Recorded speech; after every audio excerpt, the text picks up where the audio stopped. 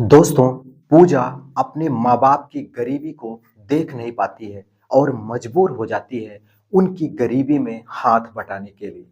दोस्तों, वह अपने पिताजी के साथ उनके ही साथ मज़दूरी करने के लिए निकल जाती है।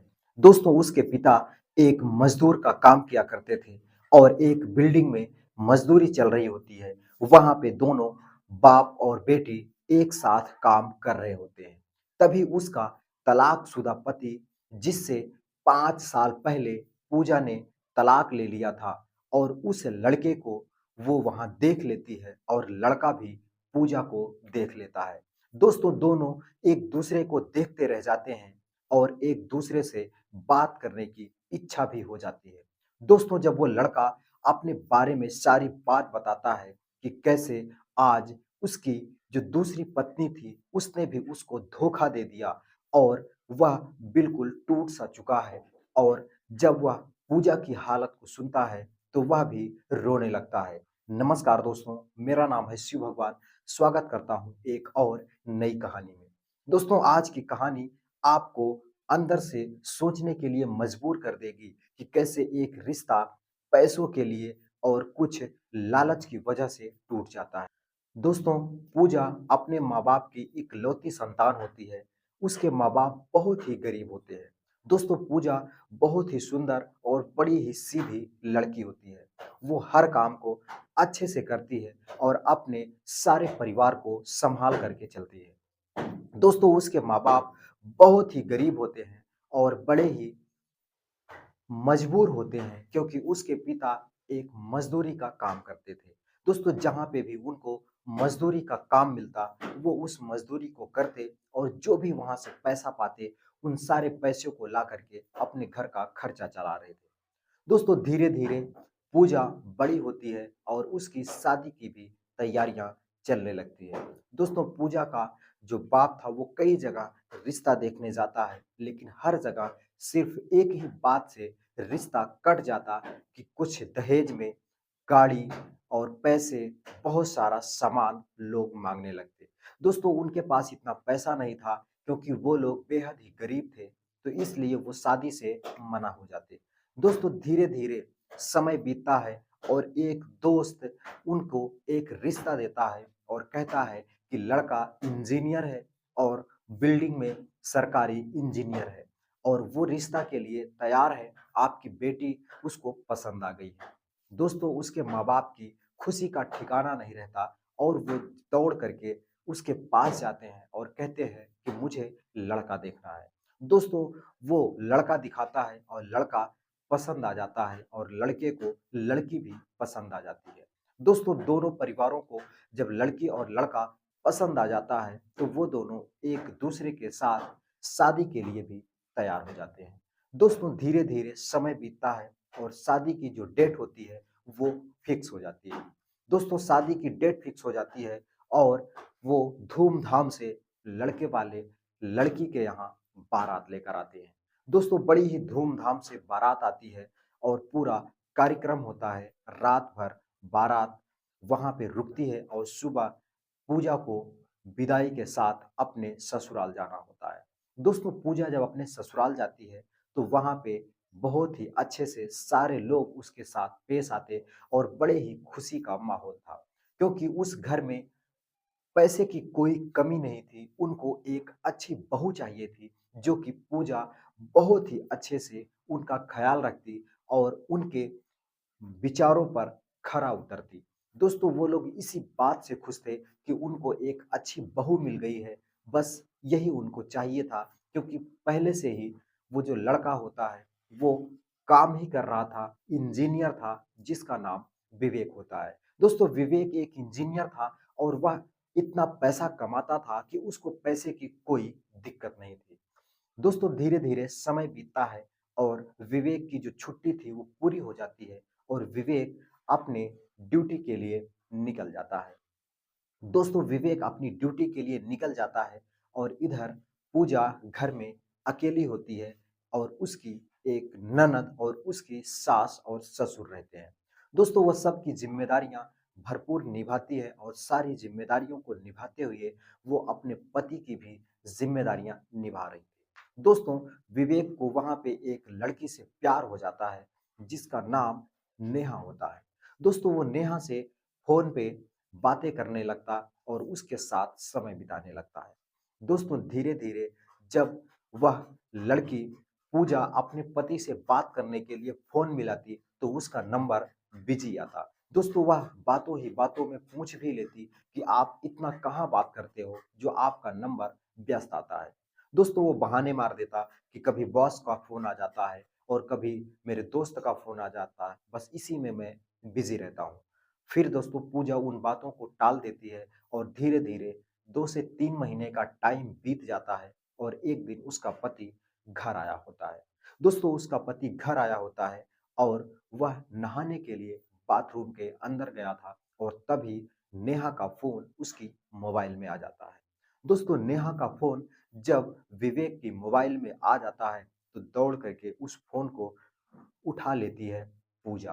दोस्तों, पूजा उठाते ही जब बोलती है तो वो लड़की पूछने लगती है कि तुम कौन बोल रही हो? तो दोस्तों, पूजा बता देती है कि मैं विवेक की पत्नी बोल रही हूँ, मेरा नाम पूजा है और आज से 6 महीने पहले मेरी और विवेक की शादी हुई है। दोस्तों, इतना सुनने के बाद नेहा लड़की जो होती है वो पूजा पे भड़क जाती है और पूजा से झगड़ा करने लगती है और कहने लगती है कि विवेक का प्यार तो मैं हूँ, तू कहाँ से आ गई जो विवेक की जिंदगी में और मेरी जिंदगी में रोड़ा बन गई। दोस्तों, वो लड़की सोचने पर मजबूर हो जाती है कि कैसे विवेक उसको धोखा दे रहा है और उसको शक तो पहले से भी था कि विवेक कहीं बात करता है, लेकिन आज वो बातें खुल करके उसके सामने आ गई थी कि एक लड़की ही है जिससे विवेक बात करता है और उसके साथ शादी करने के लिए भी कस्में खाई है। दोस्तों, वो लड़की नेहा बताने लगती है कि ये तो मुझसे बहुत पहले से ही प्यार कर रहे हैं। लगभग 2 से 3 साल हो गया है हम लोग रिलेशनशिप में रहते हैं और ये मुझसे वादा भी किए हैं कि मैं तुमसे शादी करूँगा। दोस्तों, वो जो लड़की होती है पूजा, वो बिल्कुल टूट-सी जाती है और उसके पैरों तले ज़मीन खिसक जाता है, जब नेहा की ये बातें सुनती है। दोस्तों, फिर उसका पति बाथरूम से बाहर आता है और पूछने लगता है कि क्या बात है, तुम्हारा चेहरा इतना उतरा हुआ क्यों है? दोस्तों, वह अपने पति को सारी बात बताती है कि कैसे वो उसको धोखा दे रहा था। दोस्तों, विवेक अपनी गलतियों का एहसास करता है और कहने लगता है कि मुझे माफ़ कर देना, मैंने आपको बताया नहीं, सच में हम लोग 3 साल से रिलेशनशिप में रहते हैं और शादी करने का मैंने वादा भी कर लिया है। दोस्तों, पूजा उसकी बातों को सुनने के बाद सोचने लगती है कि ये अब मुझसे क्या प्यार करेगा, क्योंकि ये तो किसी और से प्यार करता है। दोस्तों, वह उसे छोड़ करके अपने मायके आ जाती है और अपने बाप से सारी बात बताती है।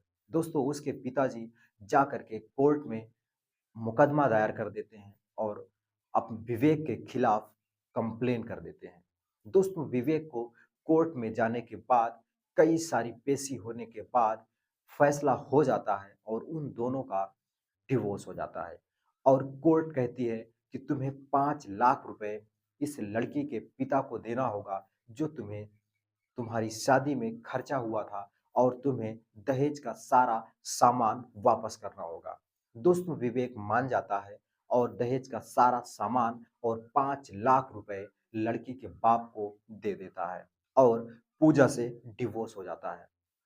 दोस्तों, पूजा से डिवोर्स होने के बाद वो खुश हो जाता है। वो सोच रहा था कि अब मैं नेहा से शादी कर लूँगा और नेहा को फ़ोन करके बताता है कि नेहा, अब मैं पूजा से छुटकारा मिल चुका है और उससे मेरा डिवोर्स हो गया है। अब हम और तुम दोनों लोग शादी कर सकते हैं और अपनी ज़िंदगी बिता सकते हैं।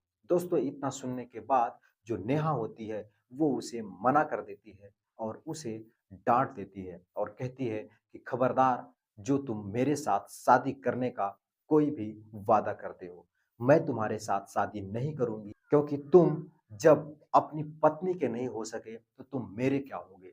तुमने अपनी पत्नी पूजा को जब धोखा दे दिए तो हो सकता है कल मुझसे भी सुंदर कोई लड़की दिखाई दे तो तुम मुझे भी छोड़ करके उस लड़की से शादी कर लोगे।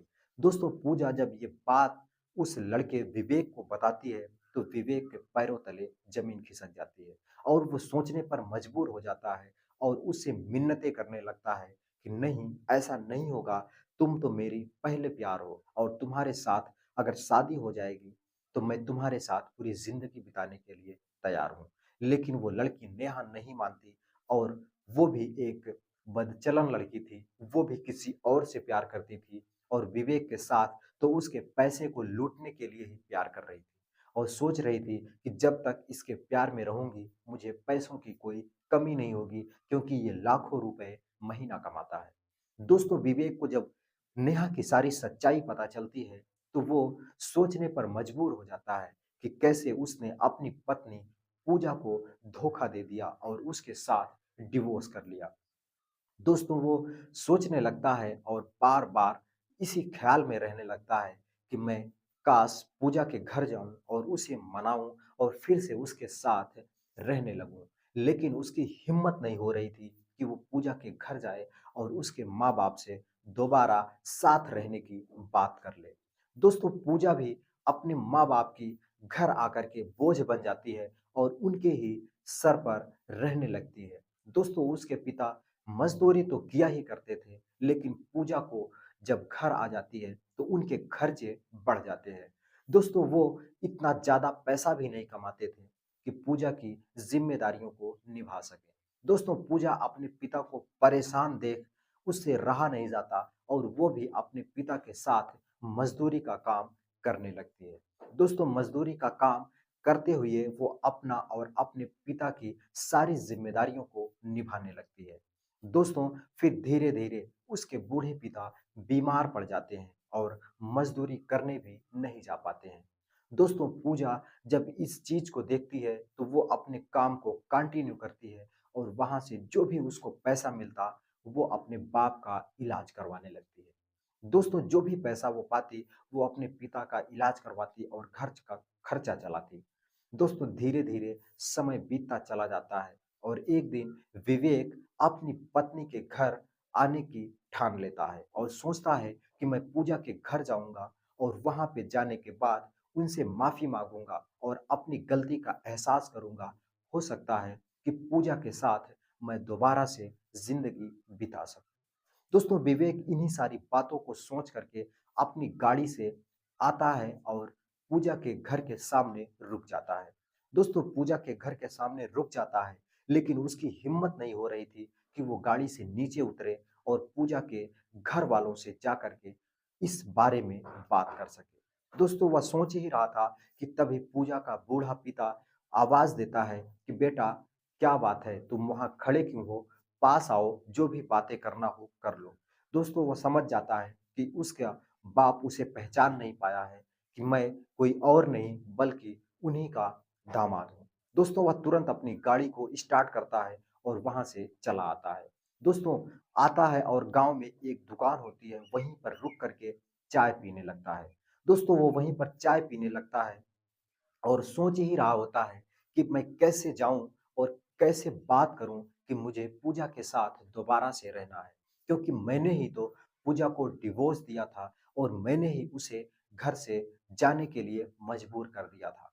दोस्तों वो इन्हीं बातों को सोचते हुए चाय पी रहा होता है कि तभी देखता है सामने से पूजा आ रही होती है। दोस्तों वो अपने पिता की दवा लेने गई थी क्योंकि उसके पिता की तबीयत अब दिन प्रतिदिन खराब हो रही थी।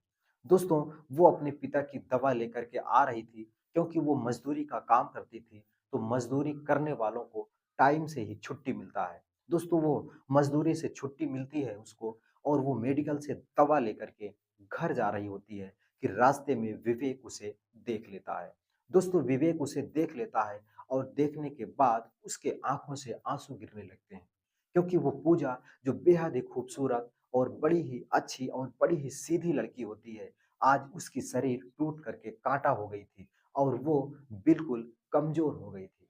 क्योंकि अपने पिता की दवा कराते हुए, मज़दूरी करते हुए उसके ऊपर इतनी ज़िम्मेदारियाँ जो आ गई थी।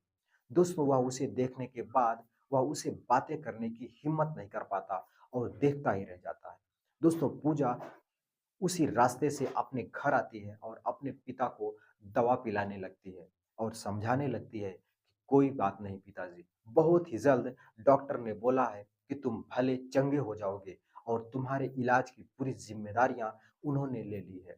दोस्तों उसके पिता कहने लगते हैं कि बेटा एक ही ज़िम्मेदारी मेरे सर पर है कि तेरी दूसरी शादी कहीं हो जाए और तू वहाँ पर बढ़िया से रहने लग जाए क्योंकि तेरे पति ने तो तुझे छोड़ दिया है।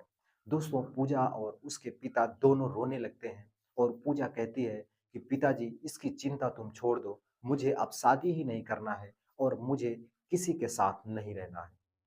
दोस्तों उसका जो पति होता है विवेक, वो जब पूजा की बात को सुनता है और उसके पिता की बातों को सुनता है तो विवेक को अपने आप पर गुस्सा होने लगता है और सोचने लगता है कि आज इनकी जो ये कंडीशन है, इनकी ये जो हालत है, इसका जिम्मेदार मैं ही हूँ। क्योंकि अगर मैं पूजा को घर से भगाया नहीं होता और पूजा को घर से भगाने के लिए मजबूर नहीं किया होता तो आज इसके पिता की ये हालत नहीं होती। दोस्तों वह अब अपने आप को रोक नहीं पाता और तुरंत उनके पैरों पर गिर पड़ता है और कहने लगता है कि पिताजी मुझे माफ कर देना, मैंने ही पूजा को घर से भगाया था और जिस लड़की के सपने में देख रहा था और जिस लड़की के प्यार में मैं अंधा हो गया था, उस लड़की ने मुझे धोखा दे दिया और मेरे साथ उसने शादी से मना कर दिया और अच्छा ही किया क्योंकि मेरे साथ ऐसा ही होना चाहिए। पिछले 3 सालों से मैं अकेला रह रहा हूँ और बार-बार यही सोच रहा था कि क्या मुँह लेकर के पूजा के पास आऊँ क्योंकि मैं पूजा को फिर से अपनाना चाहता हूँ और इसी के साथ अपनी ज़िंदगी बिताना चाहता हूँ। दोस्तों, पूजा का जो पिता था वो रोने लगता है और कहने लगता है कि बेटा बहुत देर कर दी आने में क्योंकि 3 साल का समय बहुत होता है। तुम्हें और पहले आ जाना चाहिए था क्योंकि हम लोग तो गरीब ही हैं और एक गरीब के घर में अगर उसका दामाद आ गया है तो उसके लिए सबसे खुशी की बात है। दोस्तों वह पूजा को मनाने लगता है उसका पिता और कहने लगता है कि बेटा दोबारा से तुम दामाद जी के साथ जाओ, वहाँ पर अपनी बची हुई ज़िंदगी ऐश से काटो क्योंकि मैं तो अब बूढ़ा हो चुका हूँ और मैं कब मर जाऊँ कोई भरोसा नहीं है। दोस्तों पूजा पहले मना कर देती है और कहने लगती है कि ये कोई बाज़ारू खिलौना नहीं है कि जब मन चाहे छोड़ दो और जब मन चाहे उसे अपना लो। लेकिन पूजा का जो बाप होता है वो पूजा को मनाता है और कहने लगता है कि बेटा तुम दामाद जी के साथ वापस चली जाओ क्योंकि अगर ये दोबारा से आए हैं तो ज़रूर तुम्हारी ज़िंदगी अब खुशियों से भरने वाली है। दोस्तों फिर पूजा अपने पति की बात को मानती है और उनके साथ फिर से अपने ससुराल चली जाती है। दोस्तों फिर जो वो लड़का होता है विवेक, उसके पिता की अच्छी अस्पताल में ले जाकर के इलाज करवाता है और उसके पिता भी अब बिल्कुल ठीक हो चुके हैं। दोस्तों पूजा के पिता भी ठीक हो चुके हैं और पूजा विवेक एक साथ रहने लगे हैं। दोस्तों ये कहानी आपको कैसी लगी? आप कमेंट करके ज़रूर बताइएगा और कहानी ज़रा भी अच्छी लगी हो तो वीडियो को लाइक करके चैनल को भी सब्सक्राइब करिएगा। मैं मिलता हूँ फिर किसी नई कहानी के साथ, किसी नए वीडियो में। तब तक के लिए दोस्तों नमस्कार।